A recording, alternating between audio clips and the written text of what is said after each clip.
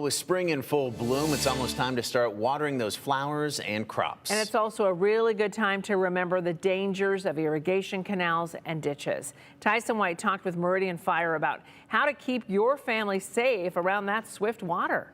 Yes, Maggie, Justin, as the weather warms up, it might be tempting to dip your toes in a ditch or canal or even jump right in.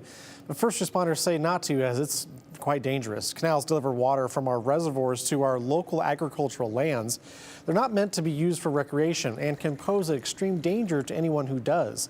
Canals, ditches, and laterals are also private property. And if you enter a canal, ditch, lateral, or drain, you may be trespassing. The water may look calm on top, but underneath the surface, that is, there's cold, fast-moving water and other hidden hazards.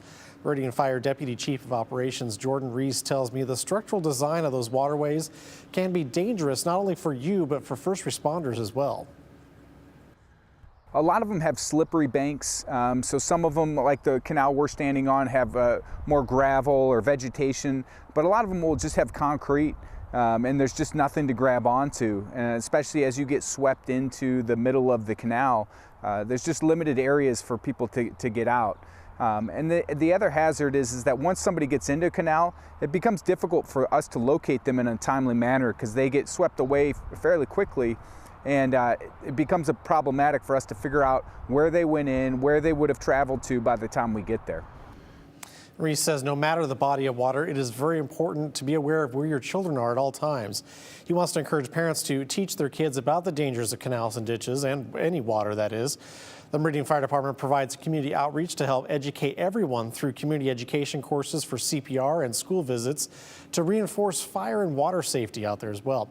Reese says safer options for cooling off are community splash pads or pools with a lifeguard or adult supervision. And it's also a good reminder this time of year, too, that Boise River levels are running high and fast.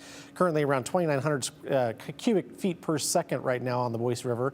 It's recommended to avoid recreating on the river until those levels drop between 500 and 1,500 CFS. And we'll keep you informed of those levels as summer float season approaches here pretty quickly. Yeah, looking forward to that where we can safely get on the water. Tyson, thank you so much.